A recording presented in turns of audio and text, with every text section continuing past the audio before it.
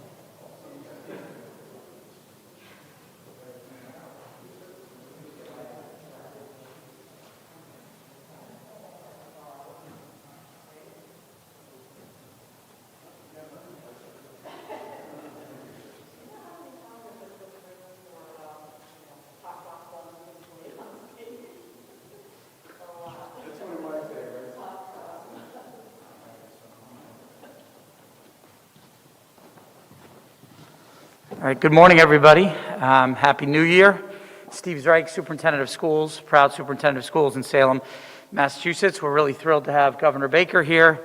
Of course, Mayor Driscoll, who's a good friend of Saltonstall School, and very grateful for Saltonstall for hosting this quick visit this morning, and Principal Lister and the team here.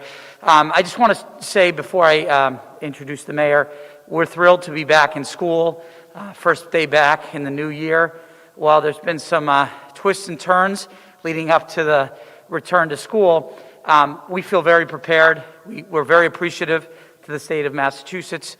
Department of Education provided us with testing kits that we were able to get out to all of our staff and students in advance of today, and folks had a chance to test before coming back. And then all our staff was greeted with new masks this morning, courtesy of the state of Massachusetts. So we're very grateful to our partners at the state level. And while there's going to be some curveballs to navigate over the next couple days, we think it's critical that kids are in school. We have seen what the pandemic did for students who were out of school for a long period of time. It's been a challenge, an adjustment for students to come back, and we don't want to go that route if we don't have to. Of course, we're going to monitor, and we're going to very carefully look at health data and our staffing. We got to make sure we have appropriate staff to run school every day, but we're going to do everything we can to make sure that we keep the student experience stable, and that we can offer the great things that are happening for young people in the Salem Public Schools. So with that, I have the pleasure of introducing Mayor Driscoll on Inauguration Day to the podium. So I'll turn it over to Mayor Driscoll. Thank you, Steve. It was terrific to be out there this morning, a little chilly, welcoming so many of our students and families back on a typical reopening day. In light of the surge that we're seeing, we know that there can be some trepidation, but so proud of the team here at Salem Public Schools, all of our teachers and staff who've been working so hard throughout this school year, but particularly as we come back to protect themselves, make sure that we have a safe environment. We're really fortunate here in Salem that we have been conducting a weekly testing program. This is something that started a year ago here in Salem Public Schools, something the state partners with us. So beyond the rapid tests that we were able to deploy to all students and staff, and especially to our teachers over this weekend with the last push, we also do weekly testing. Every single student and staff member has an opportunity to be tested to help us isolate spread.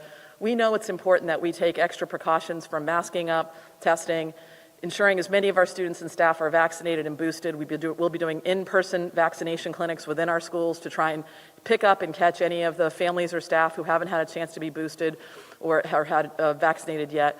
All of those efforts collectively, along with extra staff, we fully anticipate that we're going to have staffing vacancies or shortages due to COVID. Frankly, that was the case before the holiday as well. But I think the most important thing we want to stress to our students and our families is the need for our students to be in person. Someone described to me virtual school as like playing basketball underwater, and I think that really sums it up. It doesn't work well for our students and family. We know, frankly, the negative impacts. We're seeing it within our young adults from a year and a half of disruptions and interrupted school. And we're going to do everything we can to keep our schools safe, to keep an environment here where kids can learn, and we know that's a priority for students and families, and we're really grateful. None of that would be possible without a partnership from rapid tests. Rapid tests are the most difficult thing to procure in bulk quantities right now. We're chasing them. Thanks to the state contract, we're hoping to get them here within a week. We've ordered some prior. They're hard to get. Not every city and town has access to the state. Not every city and town has access across the Commonwealth and across the country into accessing these bulk quantities. Everyone's chasing them. The fact that we had 200,000 of them here within the Commonwealth is pretty spectacular, enabling us to start the school year. But the weekly testing and all those efforts that we have at our disposal are what's going to keep our kids in school. And we're grateful for the state partnership enabling that to happen. And I want to thank Governor Baker for joining us this morning to welcome students and families back to school as we get ready for a tough couple of weeks, but one that we think we can manage and keep kids in school. Thank you, Governor. Thank you, Mayor, and let me just say to Mayor Driscoll and to Superintendent Zreich, what a terrific job you've done over the course of this past school year and how much we appreciate the partnership with you and your teams on so many of these issues. We've said for quite a while since the beginning of the school year, in fact all the way back to last spring, that it was critically important for kids to be in school for a number of reasons. Some of it has to do with educational development, but a lot of it has to do with social development, human development, and frankly, in many cases, especially for some of the older kids, just their mental health status generally. And I think Mayor Driscoll's analogy that remote school is like playing basketball underwater, as somebody who played basketball like I was underwater on many occasions, that's an analogy I can understand. I think at this point in time, what I would say is that the vast majority of the school districts and schools in Massachusetts are opening today, which I think is incredibly important and a terrifically positive sign about the hard work that so many people around the Commonwealth are doing every single day to make sure kids get the education that they're entitled to and that they deserve, and that they and their families have the predictability that comes with knowing that their schools are going to be open and available to serve their kids. The Commonwealth has partnered quite aggressively over the course of the year with our schools in Massachusetts. I think roughly 2,200 schools participate one way or another in many of our testing programs. Salem's taken full advantage of all of them.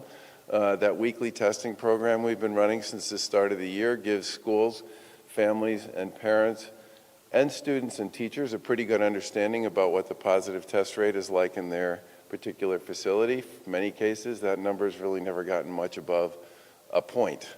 In addition to that, we've managed to save roughly 450,000 school days this year with our Test and Stay program. And some of the parents that we spoke with out in the courtyard on their way in with their kids this morning said that that Test and Stay program had been invaluable to them, both in terms of their ability to understand what was going on with their kids and their kids' friends and with teachers and staff here in this school, but also gave them comfort that people were in fact, in a safe environment.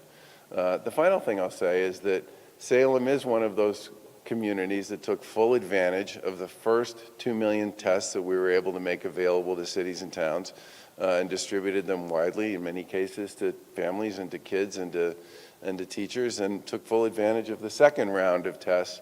And we've had a lot of active traffic on our state website, which we've made available to all the Commonwealth cities and towns to purchase additional rapid tests, and we expect those will start arriving later this week.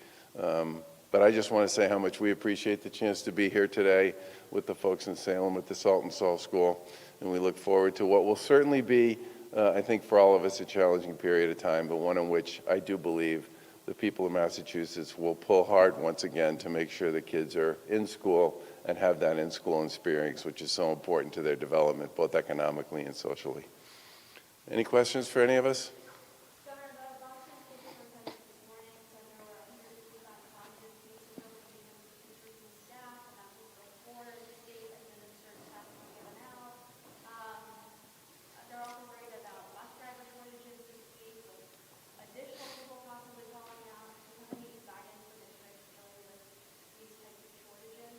Well, first of all, you may all recall that earlier this year, at the beginning of the school year, when most of the folks managing the bus programs had programs, we offered National Guard people to actually drive those buses. And they did it in many communities.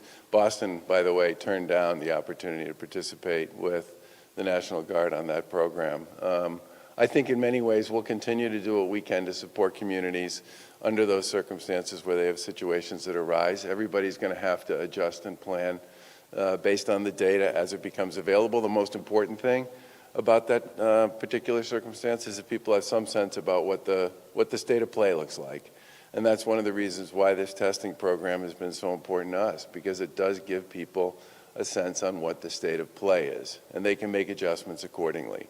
I think everybody knows that the issues associated with staff and faculty will be complicated, and we'll do whatever we can to help people work their way through it. I do take some comfort in the fact that most cities and towns and most school districts have not spent the vast majority of the federal money they receive to support their educational programming during this school year, and that can be, I think, a terrific tool to help people figure out how to bring people in to deal with some of the issues they have around staff as the year goes on. A lot of parents are concerned like students aren't being tested as well. Do you see that? Well, students are being tested. There are 2,200 schools participating one way or another in our student testing programs. Now, the level of the testing they participate in is very much a function of how aggressive the districts choose to be with respect to which program they engage in. But as I said, we've had about 450,000 school days that have been saved because of the test and stay program that we put in place earlier this year. Several districts have postponed their start to school. Do you anticipate, are you worried that more districts may delay further this week, or possibly cancel the week if they don't have the staff to keep up? You know, it's interesting. There was all kinds of talk last week about how school wouldn't open in Massachusetts today. School did, pretty much across the Commonwealth. There are a very small number of districts that aren't in school. Some started late, but the vast majority of the school districts in Massachusetts, thanks to the hard work of so many people who were part of those school districts, are open today. The rules here are pretty simple. We count in-person school as school. If a school district's not open at some point over the course of the year, they can use snow days until they run out of snow days, but they do need to provide their kids with 180 days of in-person education this year. And we'll do whatever we can to help them deliver on that. I wanted to see about some of the teachers. Typically, the Massachusetts Teachers Association has been speaking out about how there haven't been enough tests for teachers to go around. Specifically, 2 tests per teacher, as how people initially thought those tests would be given out. What message do you have for those teachers who are concerned about just the testing being given out to teachers right now? Well, I guess the first thing I'd say is that teachers have been participating to the extent the school districts want them to in a variety of testing programs that we've had available since the start of the school year. And many communities, including the one I'm with here today in Salem, made those tests available to both their families and to their students that we ordered before Christmas. And in some cases, they also made those tests available to their teachers. We were able to secure about 200,000 tests in the midst of what was a mad dash around the country.